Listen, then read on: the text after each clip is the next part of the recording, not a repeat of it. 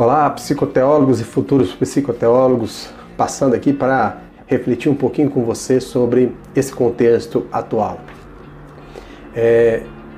Nós, como psicoteólogos, nós sabemos que e consideramos, as coisas a partir de uma obra criada, de uma criação feita por uma mente inteligente, uma mente capaz, uma mente criadora.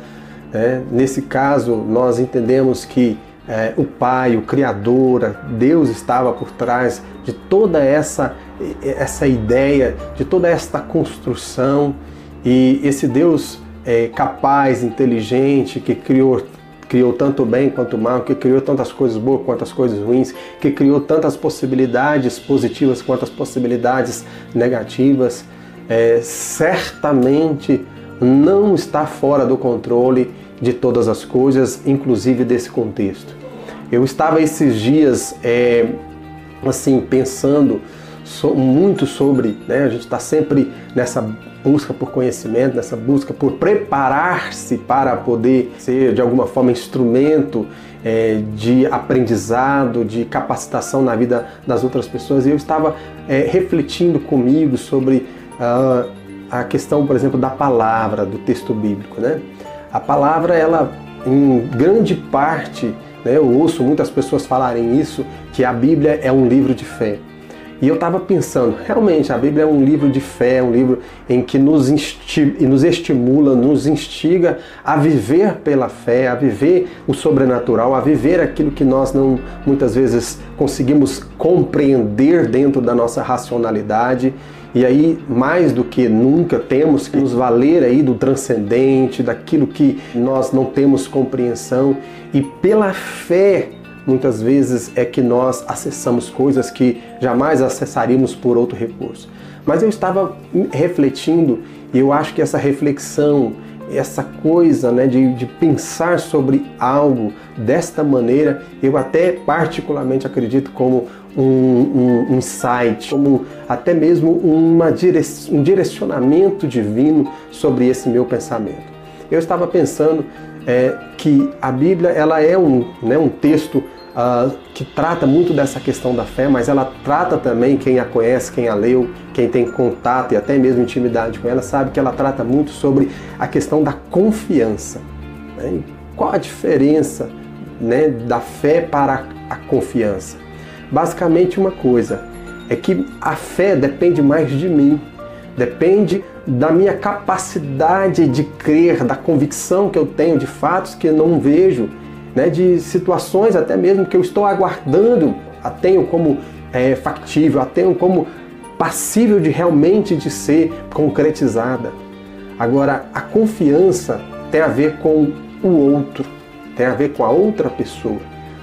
Na nossa relação com o divino tem a ver com a pessoa do divino, a pessoa que é suprema, que é capaz de conferir certeza, de conferir garantias, de conferir concretude naquilo que ele expressa, naquilo que ele faz, naquilo que ele determinou, naquilo que ele propôs. E eu estava pensando sobre isso, porque muitas vezes nós falamos tanto de fé e esquecemos que a palavra confiança, muitas vezes nós até agimos muito em fé, agimos sobre a fé, agimos a respeito da fé, mas será que nós temos agido a respeito de confiança? Porque para eu confiar, eu preciso conhecer o outro, eu preciso conhecer quem é realmente que está do outro lado, a garantir a minha fiança, a garantir a depositação da minha confiança sobre essa pessoa, sobre alguém. E nesse caso, quanto mais nós conhecermos a Deus, quanto mais nós conhecermos sobre Deus, quanto mais intimidade nós tivermos com Deus, quanto mais espiritualidade, menos religiosidade nos conduzindo sobre a face da terra, eu acredito que nós aí de verdade vamos começar a compreender alguns textos bíblicos, como aquele que eu acredito que você possivelmente conheça. Os que confiam no Senhor são como os montes de Sião, que não se abalam, mas permanecem para sempre. Sabe, eu fico pensando também naquele texto em que Jesus disse, olha, vocês não têm que se preocupar com o que vocês têm que comer, com o que vocês têm que vestir, porque assim, a nossa confiança é no fato de que Ele guarda as nossas vidas, de que Ele cuida de nós. E se nós não estamos vivendo nesta confiança, com certeza nós estamos padecendo, nós estamos enfrentando grandes dificuldades. Então fica a minha dica aí para esse momento tão difícil que nós estamos vivendo. Confia no Senhor, entrega seu caminho a Ele e o mais Ele fará. Bom, e para finalizar aqui eu gostaria de ler um texto, né, bíblico, não poderia deixar de finalizar de outra forma. Salmos 40, né? Aqui diz assim, ó, esperei confiantemente pelo Senhor, e Ele se inclinou para mim e me ouviu quando clamei por socorro. Tirou-me de um poço de perdição, de um tremedal de lama, colocou meus pés sobre uma rocha e firmou os meus passos. Esse texto continua dizendo, né, algo tremendo. E pôs nos meus lábios um novo cântico e um hino de louvor ao nosso Deus. Muitos verão essas coisas, temerão e confiarão no Senhor. Bem-aventurado o homem que põe no Senhor a sua confiança e não pende para os arrogantes, nem para os afeiçoados à mentira. São muitas, Senhor, Deus meu, as maravilhas que tens operado, e também os teus desígnios para conosco. Eu quisera anunciá-los e deles falar, mas são mais do que eu posso contar.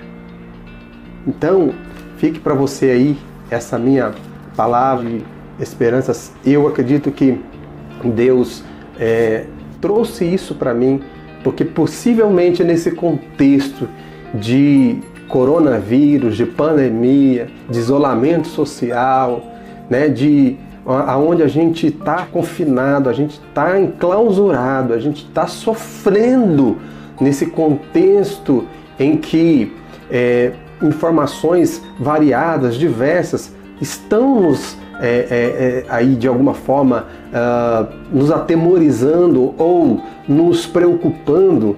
Eu quero te dizer para você que a sua confiança precisa estar em Deus, porque, como eu disse aqui nesse vídeo, se você crê que há uma mente criadora, há um Criador que te fez, que fez tudo que está à sua volta, eu posso te garantir, você pode até estar achando que as coisas, né, estão fora do controle e que de alguma forma nós vamos perder, mas a Bíblia diz que todas as coisas cooperam para o bem daqueles que amam a Deus. Eu acredito que é porque aqueles que amam a Deus já venceram o medo. Eles sabem que não há necessidade de medo, de fobia social, por exemplo, porque aqueles que confiam no Senhor permanecerão para sempre. Aqueles que confiam no Senhor, eles foram colocados sobre uma rocha. E para quem conhece a Bíblia e quem conhece o texto bíblico sabe muito bem que essa rocha tem nome.